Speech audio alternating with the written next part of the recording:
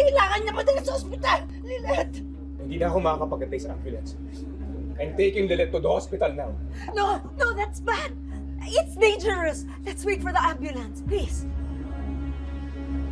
Sana matuluyan ka ng biik ka. Hindi ako papayag na makaligtas ka pa. Teka lang. Sige, tatawag May nakonta ka na. May nakonta ka na ng medic. Oo, sabayan na natin. Diyos ko, wala pa. Lilet? Anak? Lilet? Anak? Tay, ano ba nangyari? Diyos ko, anak, salamat. Nagkamalay ka na. Anak, huwag ka muna gagalaw. Kamusta ang pakiramdam mo, ha? Medyo okay lang po din ang baka nag-blackout lang po ako kasi naumpog yung ulo ko. Salamat sa Diyos.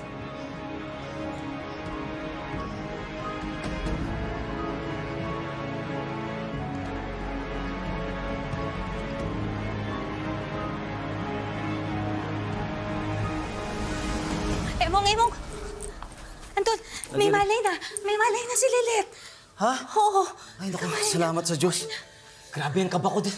Mas lalo naman ako. Ano bang klase to? Ginasasan ng todo tapos magkakaroon mga ganyang aksidente. Aksidente nga ba talaga? Hindi tinamaan ng ano eh. Loko to ah. May pakiramdam akong hindi aksidente ito nangyari. Bakit? May pakiramdam akong itong waiter nito may kagagawan. Hoy! Kuya Emong, saan pupunta? Ano ka ba hinihintay mo? Sundan mo! Kuya Emong! Namumuro ka na talaga sa kapalpakan. Bilis!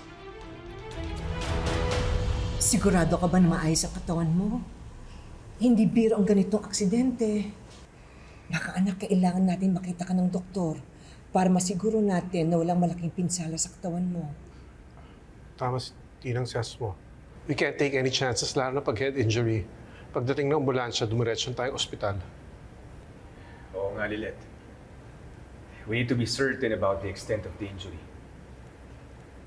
Ate Lilet, we're here for you. We're never leaving your side. Salamat po sa inyo, ha. Pero, okay na po ako. Hindi ko na kailangan magpa-ospital. Maayos naman na po yung pakiramdam ko, eh. Medyo may masakit lang po. Dala lang siguro ng pagkakabagsak ko.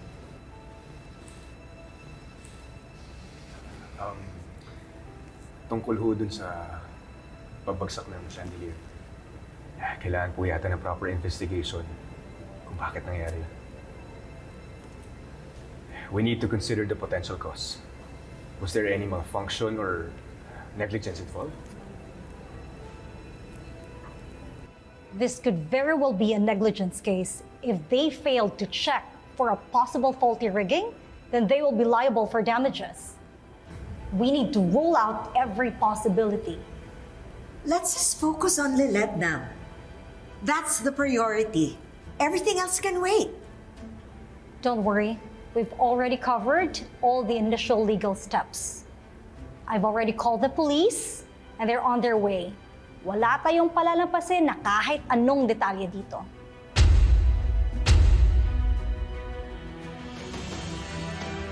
Lilet, okay ka lang ba?